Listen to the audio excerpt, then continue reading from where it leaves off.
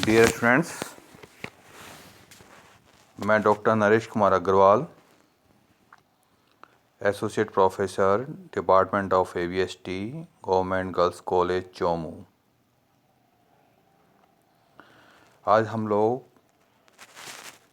एक नए चैप्टर सहसंबंध कोरिलेशन के बारे में पढ़ने वाले हैं।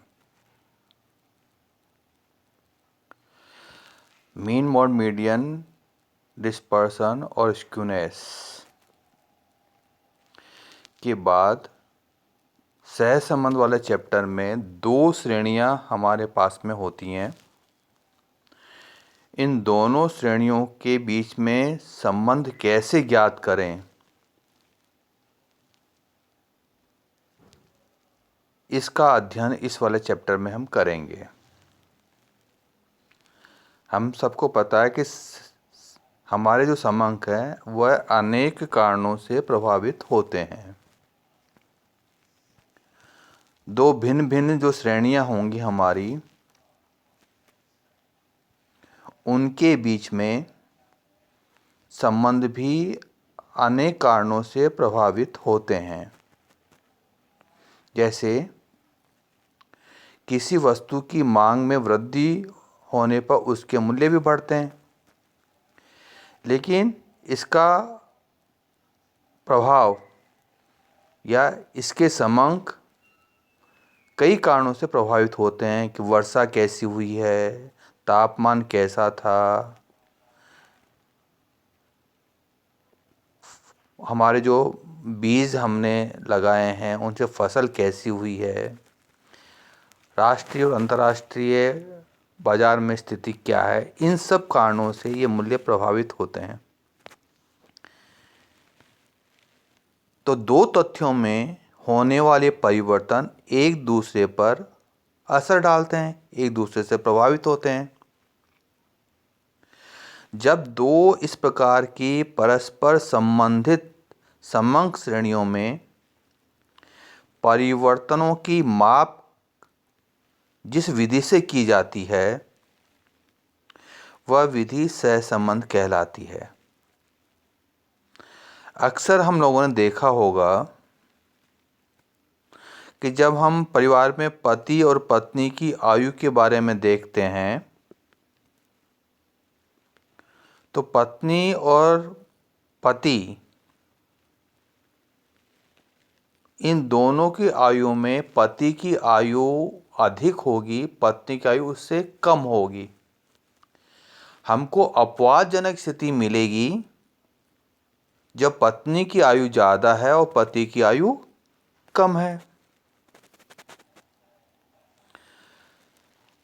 अब यह संबंध जो दो श्रेणियां हैं, इसका परिणाम होता है कि क्या तो यह संबंध पूर्ण सहसंबंध होगा या सहसंबंध का अभाव होगा या आंशिक सहसंबंध होगा।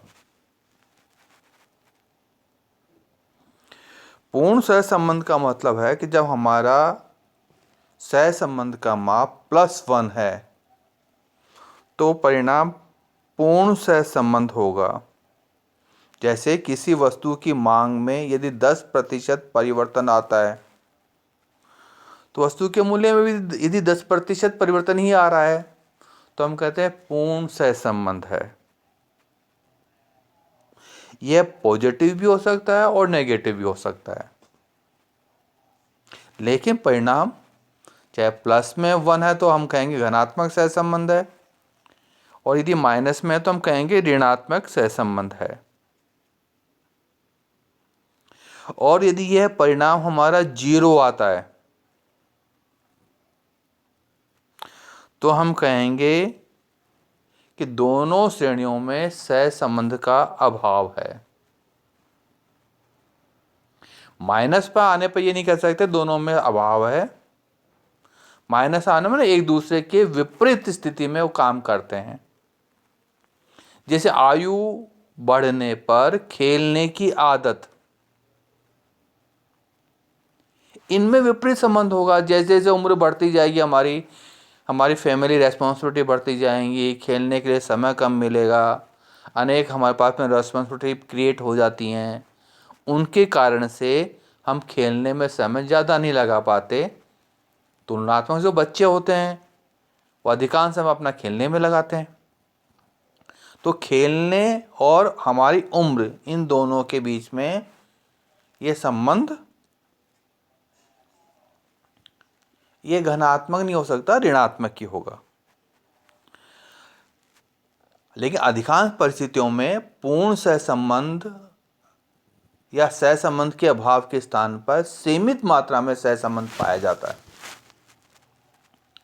यदि सहसंबंध का माप 0 से लेकर 1 के मध्य है तो हम कहेंगे उनके बीच में सहसंबंध सीमित मात्रा में है। और इसको भी कई भागों में विभक्त कर सकते हैं कि उच्च स्तरीय सहसंबंध है क्या, मध्यम सहसंबंध है क्या, और निम्न सहसंबंध है क्या। यदि हमारा माप 0.75 से 0.99 तक रहता है तो हम कहते हैं उच्च स्तरीय सहसंबंध है।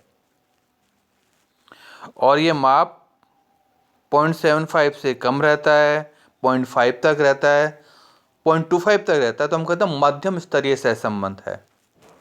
और माप 0.25 से भी कम रहता है तो हम कहते हैं निम्न स्तरीय सहसंबंध है। सहसंबंध ज्ञात कैसे करें? तो सहसंबंध ज्ञात करने के लिए कुछ तो रेखा चित्रीय हमारी विधियां हैं, कुछ हमारी गणितीय विधियां हैं। रेखा चित्रीय विधियों के अंतर्गत, जिसका हम अलग से एक चैप्टर हमारा, उस चैप्टर में इसका अध्ययन करेंगे, उसमें डिटेल में आपको बताऊंगा कि जो 2 श्रेणियां हमको दी हुई हैं, दोनों श्रेणियों को ग्राफ पेपर पर हम उनकी समकों को रेखांकित करते हैं। यदि दोनों एक ही दिशा में जा रही हैं हमारी समक 2 श्रेणियों की रेखाएं तो हम कहते हैं इनमें संबंध पॉजिटिव है। एक दूसरे के विरोध जा रही हैं तो हम कहते हैं नेगेटिव है। दोनों रेखाएं एक जैसी मिल जाती हैं तो पूर्ण सहसंबंध है। तो उन रेखाओं को देखकर भी हम सहसंबंध ज्ञात कर सकते हैं रेखा चित्र के आधार पर। और जो हमारी गणितीय रीतियां हैं उसका ही इस चैप्टर में हम लोग अध्ययन करने वाले हैं। इनमें 4 विधियां सबसे ज़्यादा काम आती हैं। जो कार्ल पियर्सन विधि है, एक विधि का नाम कार्ल पियर्सन, दूसरा है क्रमांतर सहसंबंध विधि जो स्पेरमैन द्वारा बनाई गई है या प्रतिपादित की है, तीसरी है संगाम्य विचलन विधि और चौथी है न्यूनतम वर्ग विधि। इनमें सबसे पहले हम कार्ल पियर्सन विधि का अध्ययन करेंगे। कार्ल पियर्सन विधि का प्रतिपादन, कार्ल पियर्सन एक विद्वान थे, सांख्यिकी विद्वान, उन्होंने इसका प्रतिपादन किया था।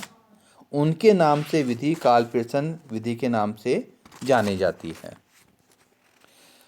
यह गणितीय विधि सबसे अधिक प्रचलित है और एक अच्छी विधि मानी जाती है, क्योंकि इससे प्राप्त जो सहसंबंध गुणांक है ये दोनों दिशाओं में हो सकता है, प्लस में भी हो सकता है और माइनस में भी हो सकता है। और उच्च स्तरीय, मध्यम स्तरीय, निम्न स्तरीय संबंध इससे हम लोग ज्ञात कर सकते हैं। दोनों श्रेणियों के सहसंबंध ये बताने में असमर्थ होते हैं कि उनके बीच में कारण और, कई बार लोग हमसे पूछते हैं सहसंबंध में कारण और परिणाम का संबंध है, तो हम कहते हैं कारण और परिणाम का संबंध इस चैप्टर में नहीं, हम जब रिग्रेशन चैप्टर वाला चैप्टर पढ़ेंगे वहाँ हम कहते हैं कि कारण और परिणाम का संबंध है। सहसंबंध में कारण और परिणाम का संबंध नहीं हम ज्ञात करते हैं। अब सहसंबंध किस मान्यताओं पर आधारित है? तो सहसंबंध हमारी इस मान्यता पर आधारित है कि दोनों में सामान्य संबंध हैं, दोनों एक दूसरे के बीच में कारण और प्रभाव का संबंध रखते हैं, दोनों स्वतंत्र हैं और असंबंधित हैं, और दोनों के बीच में लीनियर रिग्रेशन नहीं है। दोनों समय को रेखीय संबंध पाया जाता है। किसी चर में रेखीय संबंध नहीं होने पर कार्ल पियर्सन के सहसंबंध गुणांक की ये मान्यता रेखीय संबंध होने पर ही है, नहीं तो छोड़ देते हैं हम लोग। अब ज्ञात कैसे करेंगे? ज्ञात करने की दो विधियां, प्रत्यक्ष विधि और लघु रीति। प्रत्यक्ष रीति के अंतर्गत